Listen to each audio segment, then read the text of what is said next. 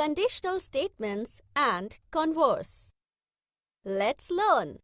The statements which can be written in the if-then form are called conditional statements. The part of the statement following if is called the antecedent, and the part following then is called the consequent. For example, consider the statement: the diagonals of a rhombus are perpendicular bisectors of each other. The statement can be written in the conditional form as: if the given quadrilateral is a rhombus, then its diagonals are perpendicular bisectors of each other. If the antecedent and consequent in a given conditional statement are interchanged, the resulting statement is called the converse of the given statement. If a conditional statement is true, its converse is not necessarily true. Study the following examples. Conditional statement: if a quadrilateral is a rhombus, then its diagonals are perpendicular bisectors of each other.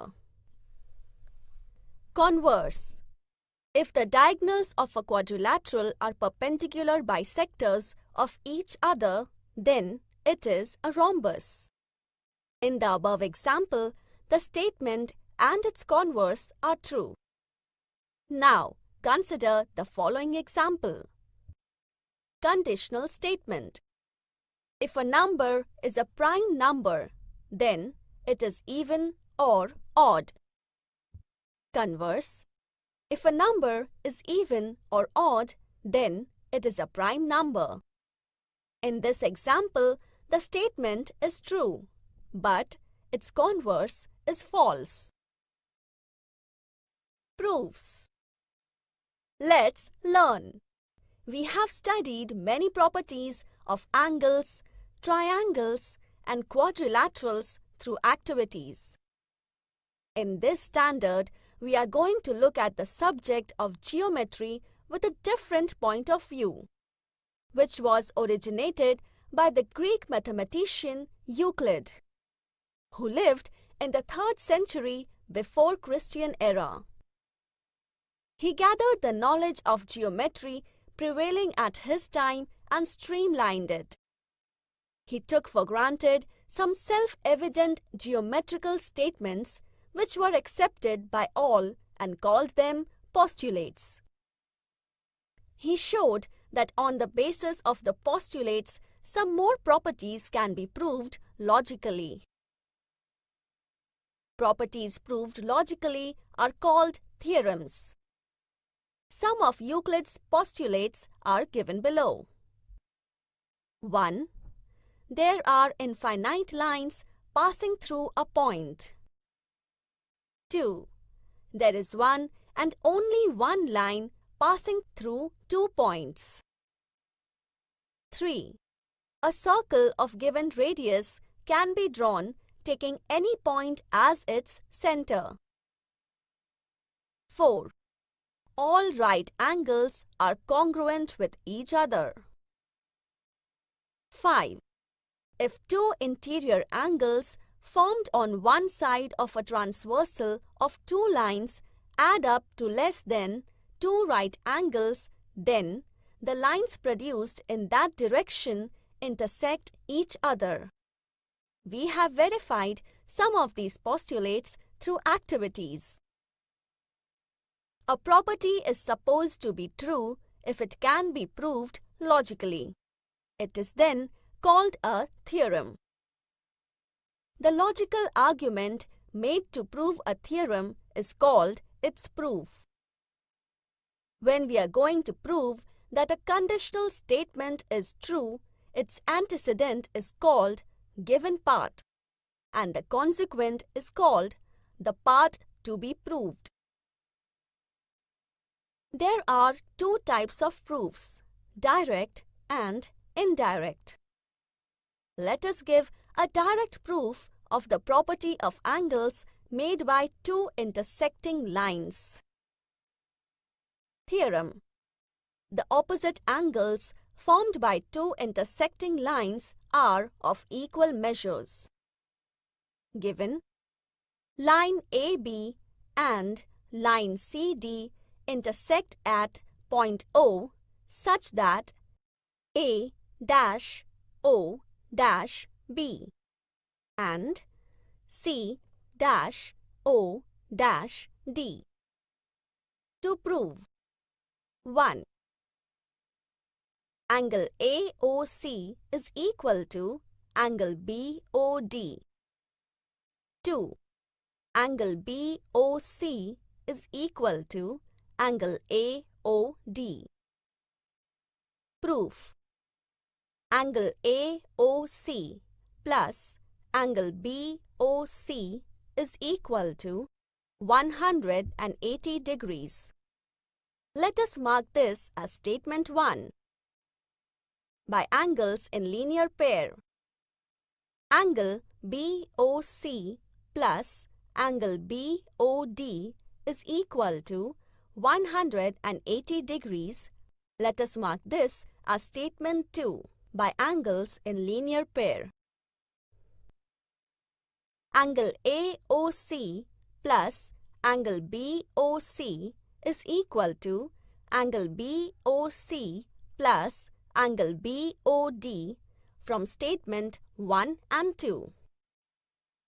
Angle AOC is equal to angle BOD, that is, by eliminating angle BOC.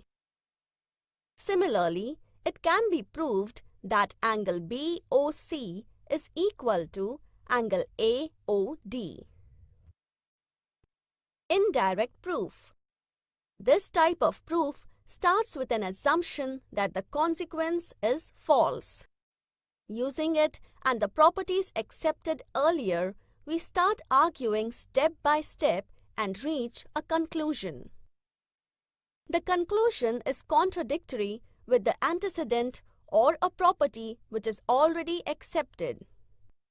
Hence, the assumption that the consequent is false goes wrong. So, it is accepted that the consequent is true. Study the following example.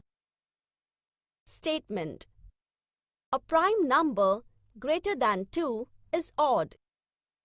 Conditional statement: if P is a prime number greater than 2, then it is odd. Given P is a prime number greater than 2, that is, 1 and P are the only divisors of P. To prove P is an odd number. Proof. Let us suppose that P is not an odd number. So, P is an even number. Therefore, a divisor of P is 2.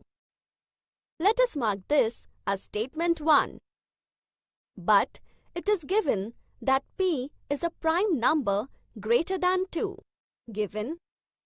Therefore, 1 and P are the only divisors of P. Let us mark this as statement 2. Statements 1 and 2 are contradictory. Therefore, the assumption that P is not odd is false. This proves that a prime number greater than 2 is odd. Practice set 1.3. 1. Write the following statements in if-then form. 1. The opposite angles of a parallelogram are congruent. Answer: if a quadrilateral is a parallelogram, then opposite angles of that quadrilateral are congruent. 2. The diagonals of a rectangle are congruent. Answer: if quadrilateral is a rectangle, then the diagonals are congruent. 3. In an isosceles triangle, the segment joining the vertex and the midpoint of the base is perpendicular to the base. Answer: if a triangle is an isosceles triangle, then the segment joining the vertex of the triangle and midpoint of the base is perpendicular to the base. 2. Write the converses of the following statements. 1. The alternate angles formed by two parallel lines and their transversal are congruent. Answer. If alternate angles made by two lines and its transversal are congruent, then the lines are parallel. 2. If a pair of the interior angles made by a transversal of two lines are supplementary, then the lines are parallel. Answer. If two parallel lines are intersected by a transversal, the interior angles so formed are supplementary. 3. The diagonals of a rectangle are congruent. Answer. If the diagonals of a quadrilateral are congruent, then that quadrilateral is rectangle. Now students,